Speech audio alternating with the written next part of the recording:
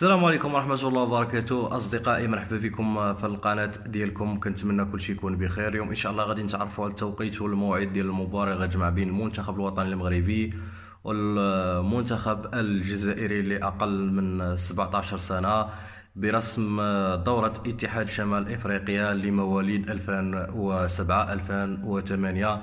كذلك إن شاء الله غادي نتعرفوا على القنوات الناقلة لهذه المباراة. ولكن قبل من هادشي أصدقائي، كنتمنى منكم تشتركوا في القناة ديالنا وتفعلوا الزر ديال الجرس باش يبقى يوصلكم كل جديد كنحطوا في هذه القناة.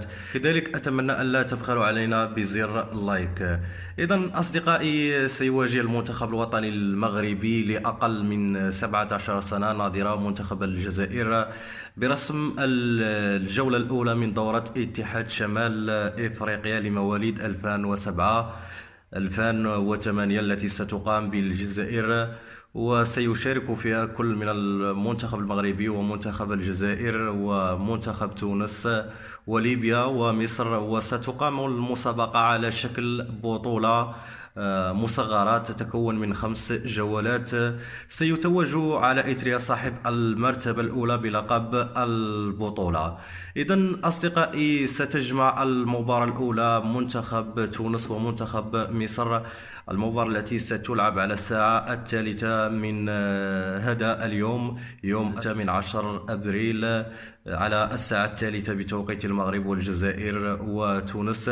المباراة الثانية ستجمع بين المنتخب الوطني المغربي ومنتخب الجزائر، المباراة التي ستلعب على الساعة 6 مساء بتوقيت المغرب والجزائر وتونس، والسابعة بتوقيت مصر، المباراة التي ستلعب على ملعب الرويبة بالجزائر. المباراة ستكون منقولة على قناة دورة شمال إفريقيا على اليوتيوب. والآن أصدقائي، سوف نتعرف على برامج هذه البطولة. في اليوم الثاني على ملعب عمر حمادي بالجزائر سيواجه منتخب تونس منتخب المغرب على الساعة 3 بعد الزوال، وسيواجه منتخب مصر منتخب ليبيا على الساعة 6 مساء. في اليوم الثالث وهو يوم الاثنين 22 أبريل على ملعب الرويبة منتخب ليبيا سيواجه منتخب مصر على الساعة 3 بعد الزوال، ومنتخب الجزائر سيواجه منتخب تونس على الساعة 6 مساء.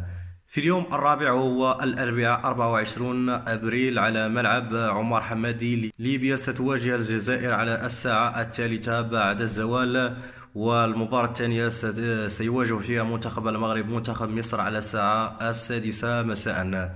في اليوم الخامس والأخير يوم الجمعة 26 أبريل على ملعب الرويبة سيواجه منتخب تونس منتخب ليبيا على الساعة 3 بعد الزوال، وستواجه الجزائر منتخب مصر على الساعة 6 مساء. وسيتم إعلان المحتل المرتبة الأولى في هذه البطولة هو البطل لهذه البطولة. إذن أصدقائي، كان هذا هو توقيت وموعد مباراة المغرب الجزائر. أتمنى هذا الفيديو أن ينال إعجابكم. لا تبخلوا علينا الاشتراك في هذه القناة وتفعيل الجرس. أراكم في فيديو آخر بحول الله. السلام عليكم ورحمة الله وبركاته.